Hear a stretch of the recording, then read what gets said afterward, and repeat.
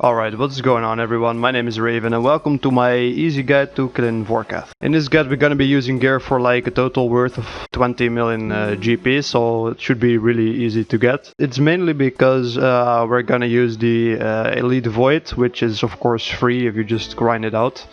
Together with the diary it's quite a long grind, but I think your account should have it anyway. You can use regular Void, it's just, you know, not as good.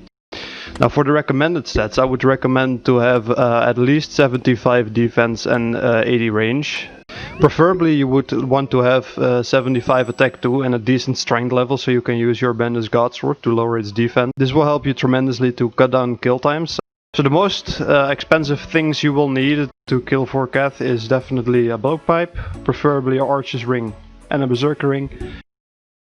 Since you got to this guide, I pretty much assume you know the quest requirements in Dragon Slayer 2 obviously. And of course you need the Self Amulet. So now for the inventory setup we're gonna bring our melee switch, so I have to void melee helm, the Berserker Ring Imbute, the BGS and the Fire Cape.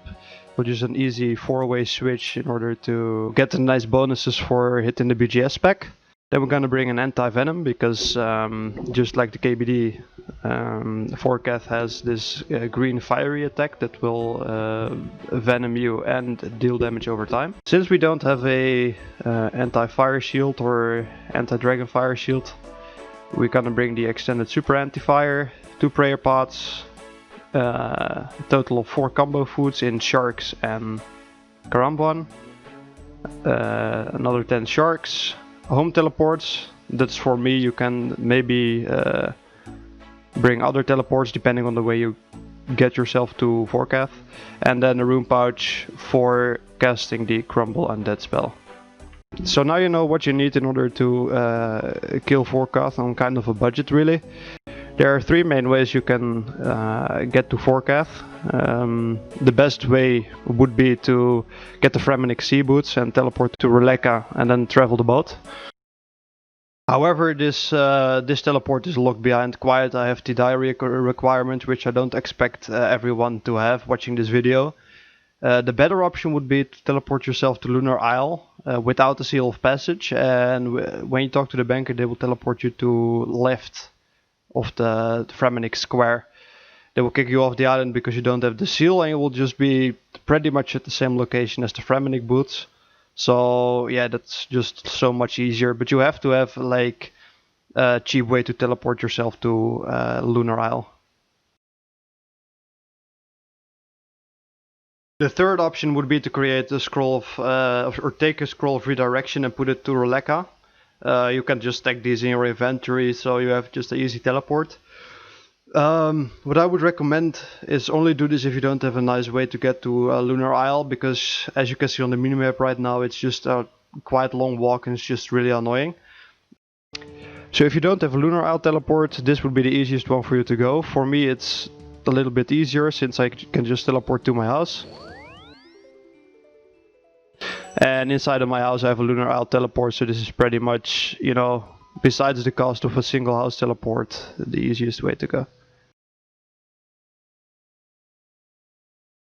So we're gonna go to Lunar Isle just like you would with another teleport, but I believe the Lunar Isle teleports are quite expensive, the scrolls actually. You can bank your stuff at the right booth and just, you know, pre-pot up. I have my super combats for the BGS pack and ranging potions. You can pot up here and then take more food, so you have more food during the kill. Talk to the banker, and since I don't have the elite diary done, it's gonna throw me off the island and we'll be in Releka. We'll find the Fremenic boat. Travel. Don't drink the anti-venom potion yet. You only want to take the anti-fire because the venom is, you should do right when he attacks with the venom attack. Be sure you're in your melee gear ready to spec, and the pre-pot up with the anti-fire should be fine. Alrighty, so since I messed up the original audio while killing Vorkath, I will just be doing this commentary right after. So we're about to go into the cave. We've just sipped our extended anti-fire potion to protect her from the fire breath. We are in our Void Melee Fire Cape, Berserker Ring, and BGS with our spec active. So now we're gonna pray Mage at the start of the fight and Piety, and just spec him twice. You see us get hit quite a bit by its attacks. These are ranged attacks. That's totally fine. The max hit is 32. You can just eat up. That's why we brought food. You just saw me eat already because, you know, this bitch already hit me for like 50 damage. And that right there, the ice attack is the first special attack of the two. He will freeze you in place with like the lunar magic or the ancient magics, and will throw like this small green lizard on the floor next to you. This will walk towards you, and when it gets to you it will explode. This will deal massive damage. You want to use the Crumble Undead spell as soon as he gets to the floor. You have a little bit of room, but once he's like 5 squares away from you, he's gonna damage you, and you should be prepared to at least double eat or you know, take like 60 or 50 damage, somewhere between that. Now directly in the next special attack is this acid phase you just saw.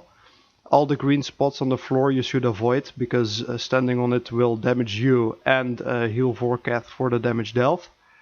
During this phase he will shoot fireballs at you. It's very important that during that phase your run energy is off.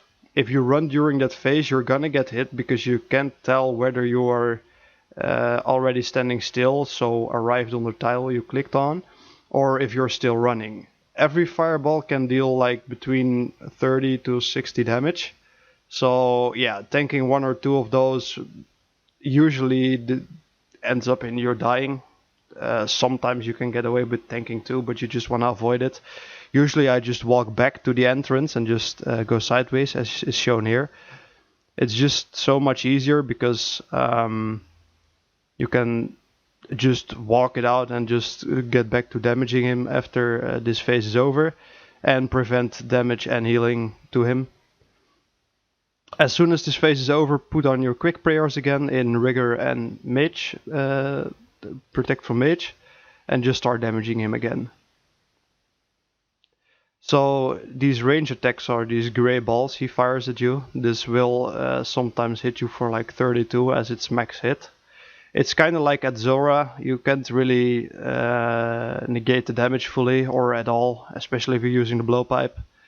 But after 300 kills, I can safely say it's not a big deal. You can just eat it up. I would just really recommend saving eating to a special attack, because you have like more than enough time in both special attack he does to eat the food. Doing it during the kill will stop your attacking, and it's just really not worth it, because the damage reduction during the special attacks and the immunity during the ice attack will really lengthen your kills, and as long as he can't one-shot you, you're better off just waiting with eating. This next attack in slow motion is the attack he will do every now and then as a normal attack. It's a fireball. It's as same as in the quest. It will launch it up in the air and will damage you for 120 damage if you stand in the same spot. Move 1 square to the side, it's reduced to like 60-70, and you can negate it by moving 2 squares and be totally safe. So I'm about to finish this second kill of the trip, and at the start of this trip I didn't hit a BGS spec. I had just a single attack and it hit a 0, so it didn't have any reduced defenses. And as you can see right now in the chat, this kill took me like 4 minutes and 48, excuse me for the quality, but that's, you know, quite average for if you don't lower its defense. And if you scroll up right now, you'll see the previous, it's just under 3 minutes. This is still not fast, but it shows off how many difference a BGS spec makes. And I'm not gonna lie, for all the kills I've done, I usually just teleport out if I don't hit any BGS spec, even on the second kill, because it's just not worth it to stay there with the high defense and just do twice as long over a kill. And that is it. This is my guide. This is my first guide ever. I hope you liked it and I hope it helped you. If it did, please like and let me know what I can do better in the comments. If you want to see more, I don't know whatever I'm next gonna make, but you will see if you subscribe. And yeah, thanks for watching. See ya.